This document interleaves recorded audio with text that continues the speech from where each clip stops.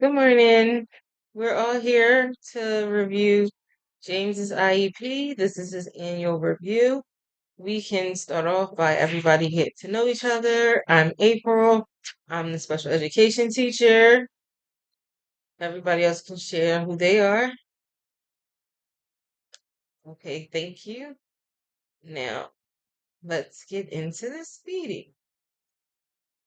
Um, well, first, before we get started, you know, we're going to go through each section, discuss everything that needs to be discussed about James. If there's any questions, any concerns, you can, you can stop me or the occupational therapist, speech therapist. You want, if any of us want to explain anything to the parents, we can take a little pause or breather. But there will be concerns and questions section at the end if you need more clarification. Okay, so I'd like to get started. We can start with the present levels. So James has James is doing pretty okay with his with his reading and his math. He's not doing super bad. He's for like ELA and writing and everything, he understands he understands basic he understands basic words. Like he reads at about a fifth grade level. He just has issues decoding stuff, like decoding words, decoding sentences when it's a more advanced reading section. His math, he does pretty well in math. He just struggles with abstract reasoning and when there's more than one step to a problem. He's been doing well with his fine and gross motor skills. The only issue we're having with those is that his handwriting, he struggles with that.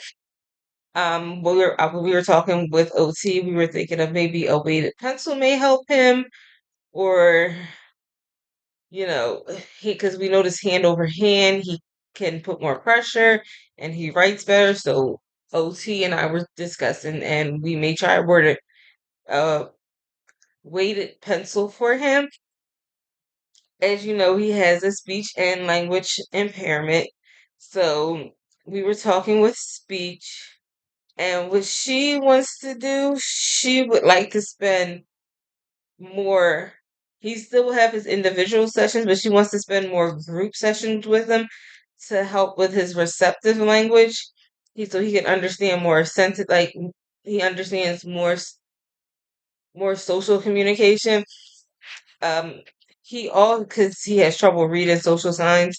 He has trouble keeping eye contact as as somebody's speaking with him. She also wanted to work with getting him an AAC device because he does say some words, but they're not enough to help him communicate. So she was discussing, and I know when it's her turn, she'll discuss with you further the AAC device. And he's been adapting to the classroom well. He's done well with the move. Like he's done well in the school since we moved schools. He's he's gotten along with his new classmates. They help, they're new students to each other. They've been helping him out a lot with things he doesn't understand when he doesn't know where things are. They've done a really good job with him, and he's like reciprocated. So, any questions on his present levels before I continue? Okay, so now we will switch. You guys can see the screen still, right? Okay. So we will jump to the next level, to the next slides, and that will be talking about the least restrictive environment. So, as you know, he was, you know, sent to our school because your school district couldn't satisfy his needs. So, I know you said you want him to have more interaction in the community, still try and be in some type of inclusive situations. So since we're close to a lot of businesses, our director, Alyssa, as you see right there, she and I discussed community outings that maybe will help, help him get that community aspect with you typically developing peers. They have like summer jobs with the local high school, and a lot of those places asked told us that we can come as well so that our kids can interact with their typically developing peers to give them some of that inclusion. Um, and he does, as you know, he is eligible for ESY, because we have the, like, as you saw, how he kind of regressed during Christmas break, and we've seen him progress every summer before. So he can attend ESY. If any questions, all right. Well, we can move on to the next section, which is his goals. Now, I know, Mom, we communicated back and forth. We talked about this before we wrote them down because I know you wanted to make sure that they were what he needed. And the first goal we did was reading comprehension, where we want him to improve his reading comprehension skills by identifying main idea and supporting details in grade level text with 80% in 4 out of 5 opportunities. So, um, with that, yes, we will be reading books, but we also wanted to make it functional as well, where, you know, the books will be getting the main ideas and supporting details, but we also want to try and get him to read like recipes, menus, job applications, try and get him, because he is 18, to read things that'll help him when he leaves. So that was one. And then his mathematicals, Mom, we discussed. You wanted him to improve his problem solving by solving multi-step problems in addition, subtraction, multiplication, and division with 70%, 75% accuracy in 3 out of 4 opportunities. So, we'll give him you, we'll give him like word problems, basic addition, subtraction, multiplication problems with more than one step.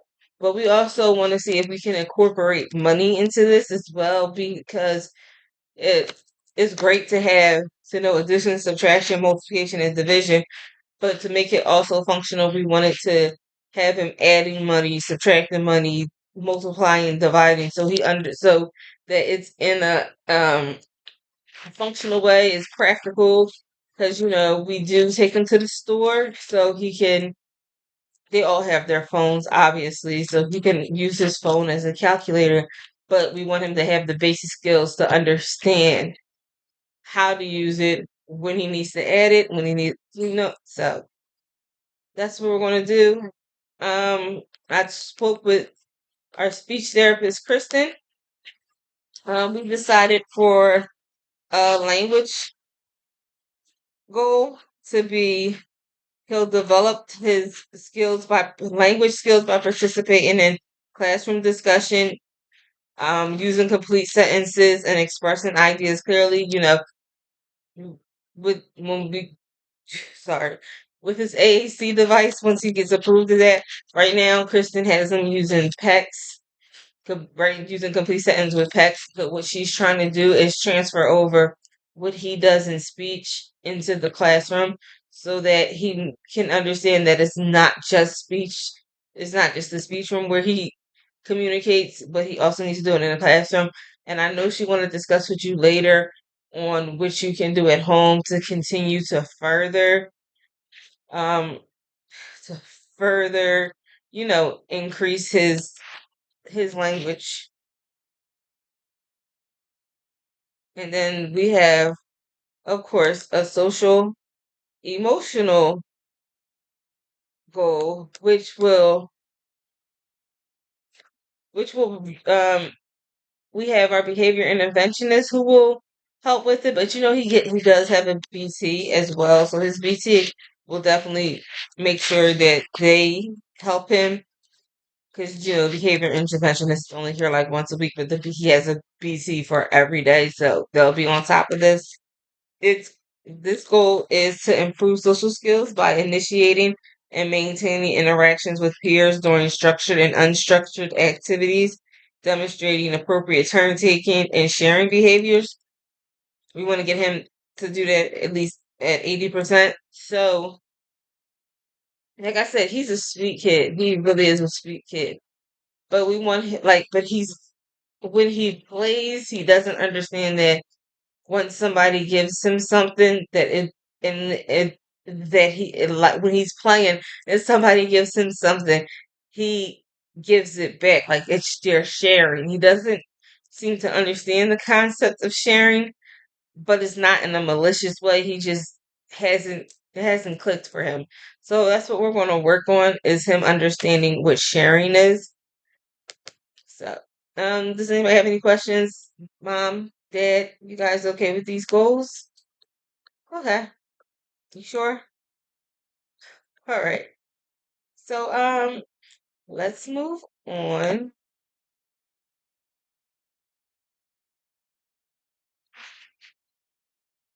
All right. So that actually was my last slide.